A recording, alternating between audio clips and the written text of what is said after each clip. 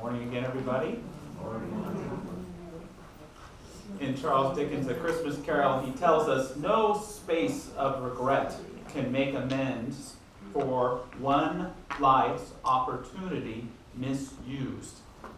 It's a great reminder that the Spirit is never really past and never really too far ahead of us, but it's something always present where we are. And as much as it has a responsibility to be there for us, maybe even more so, we have a responsibility to be there for it, to be an opening for it, to be present for it, to share and nurture within one another that Christ that was born as a person named Jesus many, many years ago, but is also born in us, hopefully today, hopefully in this present moment as well. We've been exploring Dickens' Christmas Carol this month, and a lot of all things Christmas secular, which has been kind of fun for me to do. And next to Bah Humbug, the second most famous line from A Christmas Carol is probably God Bless Us Everyone, which is spoken, of course, by a character this month we haven't talked about yet, and that's Tiny Tim. How many big Tiny Tim fans do we have out there? He's one of the most popular and repeated archetypally characters in literature. He's very, very important. And we meet him when the Ghost of Christmas Present has Scrooge at the home of Bob Cratchit, who's an underappreciated employee. And Tim is Bob's son. And Tim is on his dad's shoulders with iron braces on and, of course, his crutch. Mrs. Cratchit asks, "And how did little Tim behave?" "As good as gold," said Bob, "and better. Somehow he gets thoughtful, sitting by himself so much, and thinks the strangest things you ever heard. He told me coming home that he hoped the people saw him in the church, because he was a cripple, and it might be pleasant to them to remember upon Christmas Day who made lame beggars walk and blind men see." And so Tim is an easy person to sympathize for, to pity for, to feel sorry for. Especially whenever I see Mickey's Christmas Carol and it's the little mouse Tiny Tim, I immediately start to well up. That one's particularly touching to me. But Tim is also heroic. He's also powerful because he embodies fully the spirit of Christmas, even the Christ spirit, that ability that so many of us, including myself, strive for, that in spite of hurts, in spite of down times, in spite of suffering, to have our own spirits be the central inspiration for how we choose to live our lives. It is so easy to allow our lives to be defined by a hurt or by sorrow. It is not so easy to have our lives defined by the spirit of the miracle of life born in each of us. It's a little harder to find sometimes, a little harder to see. But when we have it and we live from it and we practice it and are refusing to let go, it does amazing things in our lives. We have a wonderful new member of our church here this year. Her name is Lisa Ortiz, and she shared a wonderful story with our foundation class, and if you were in the class, some of you here remember it. But she shared with us that when she was 9 or 10, she developed a love of baking. It was interesting because she had never really baked before, and she didn't really get to bake in those younger years either. But what she fell in love with was the Good Housekeeping magazine that would come out that would reveal the winners of the gingerbread and cookie house competitions.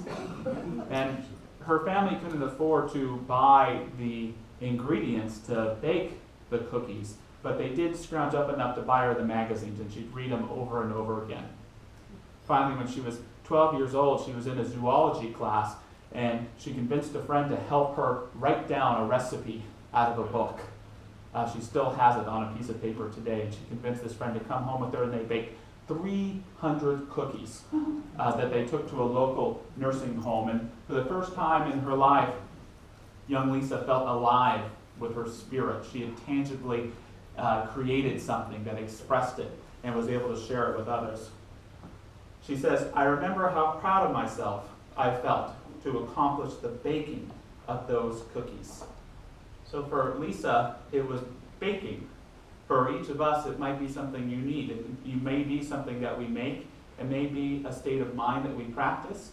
Something that we do that really tangibly expresses our own soul, our own aliveness. Lisa shared that she really, truly stepped into the passion of baking in her second marriage, wherein she was able to be supported and the kitchen was able to become the centerpiece of her life. And she was baking cookies not only for the family, but for ceremonies and for weddings, and she was even entering into contests. All of a sudden, she shared with me, she got blindsided by life. Her husband came home one day and said simply, "I don't want to be married to you anymore," packed his bags and left. Lisa had to move into a small apartment, and she said she took all those baking supplies, all those tools of her spirit, and she put them into storage, where they sat for 5 years. Isn't it easy, unfortunately, for us to have an experience similar to that? A hurt that comes along that becomes the center of our lives, becomes our defining moment, sometimes worthy of being so. Yet at the same time, if we move into this place of neglecting our own spirit, our own will to life itself, to love, to bring that Christ spirit into our lives, we ourselves begin to falter as well. After 5 years of depression, not taking care of herself, facing difficulties within and all around herself, Lisa finally said yes to seeking some therapy. And she found herself at our church this time this year. Then she found herself working with our kids, where she's been just about every Sunday since she's been here as well. She shares just this past October. When October came, I, for the first time in 5 years, remembered it was my favorite month. And the way I had always honored October was to make sugar cookies decorated as jack-o'-lanterns. Without thinking too much about it, I pulled the boxes out and found my baking tools and made pumpkin cookies for the kids at youth church.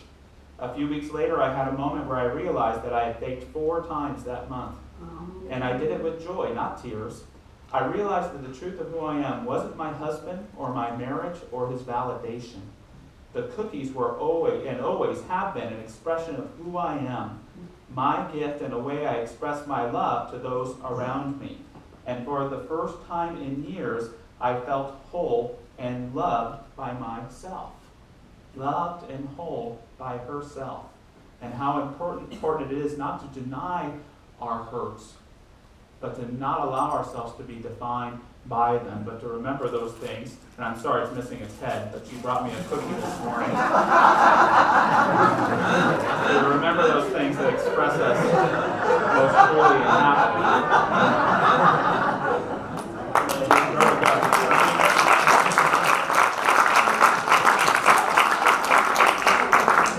Lisa's actually in the youth church today, but I really appreciate her courage, because it speaks to the power in all of our stories when we allow them to be shared here in such a way. I think what Lisa went through and what a lot of us go through, learning to remember our spirit even in times of challenge, is what Jesus meant by the narrow gate. He said, "Enter through the narrow gate, for the gate is wide and the road is easy that leads to destruction. The gate is narrow and the road is hard that leads to life." So again, that last part, the gate is narrow and the road is hard that leads to life. Even beyond that, the road isn't anywhere outside of us. We can't find it on a map. No one else can tell us where it is. We are called always to find it within ourselves. Only through entering our own spirit, through our own mind, through the light and through the dark in which we have traveled, can we find that place where God and I exist in that clear, still essence, uncreated, unmessed with blissfulness. That place where you and your spirit meet. And it is then that we can bring it back to our lives again. Infuse our relationships, infuse our own minds, infuse our work with that thing that only you and life can share. When you make the two one, Jesus taught, when you make the inner as outer and the outer as inner, then shall you enter into the kingdom. A kingdom, again, that can't be found anywhere outside of us, but must be brought into life through us. After Christmas dinner, Bob Cratchit declares, "A Merry Christmas to us all, my dears. God bless us," which all the family re-echoed. "God bless us, everyone," said Tiny Tim, the last of all. He sat very close to his father's side upon his little stool. Bob held his withered little hand in his, as if he loved the child, and wished to keep him by his side, and dreaded that he might be taken from him. Sorry, I got a little bit of cookie. "Spirit," said Scrooge, with an interest he had never felt before, "tell me if Tiny Tim will live." "I see a vacant seat," replied the ghost, "in the poor chimney corner, and a crutch without an owner, carefully preserved. If these shadows remain unaltered by the future, the child will die." "No, no," said Scrooge. "Oh, no, kind spirit, say he will be spared." "If these shadows remain unaltered by the future, none other of my race," returned the ghost, "will find him here." "What then? If he be like to die, he had better do it, and decrease the surplus population." Scrooge hung his head to hear his own words quoted by the spirit, and was overcome with penitence and grief. Part of what makes Tim so powerful, such a powerful figure, is that he needs help. And that's one of the tricky things about the Spirit in our own lives. It's sometimes that we don't find our true empowerment until we open ourselves up to receive the empathy of another, the support of another, the love of another, the gifts of another. There's an old Japanese story, I know it's not very festive in terms of Christmas, but it applies well, about a man who passes away and he sees before him an angel inviting him to sit at a table that's filled with all the best foods that you can think of. And he thinks to himself, I must have not have been as bad as I thought I was, because he feels that he's in this heavenly place. And he sits down at the table, and it's filled with people all around the table as well. And he goes to start eating, and all of a sudden he feels his hands pulled back and his head pulled back, and they're tied by these invisible beings to this large 2x4. And everyone else is bound as well to these boards, and they all try to eat, and they can sometimes reach the food with their hands, but they can't feed it. They can't put it in their own mouths, and the man realizes instantaneously that he's in hell. And so he asks himself, well, then what is heaven? And immediately he finds himself released from the shackles. And there's the angel again pointing to another table, and this is filled with all the same food. And he sits down there, and it's filled with people all around it as well. And he goes to eat again, and again, his arms are pulled back, his head is pulled back, and he feels them bound to this giant 2x4. The only difference is at this table, the people pick up the food and they feed it to each other. And that is the idea of the story of the heavenly realm. It's not till we truly learn that there's that aspect of us that it can only be fed by another. That this is one of the great gifts as well, that we can reach and understand the kingdom. Now, being a rugged individualist, it's taken me a while to still learn that it's true, that there are things that I can seek to give myself that I can't give myself. I must receive them from someone else. And there's things that I can't give to myself that I can only give to others.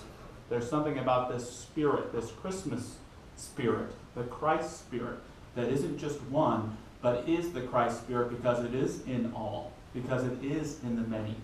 And this is how we greet it, in particular, or celebrate it at this time. The British thinker John Ruskin once said, there is only one power, the power to save someone. And there is only one honor, the honor to help someone. It is ultimately Tim that awakens Scrooge and turns him into being a humbug, into being a hero, a true keeper of the Christmas flame. Scrooge declares, I will honor Christmas in my heart and try to keep it all the year. I will live in the past, the present, and the future. The spirits of all three shall strive within me. I will not shut out the lessons that they teach. Scrooge, a little later on, we are told, was better than his word. He did it all and infinitely more.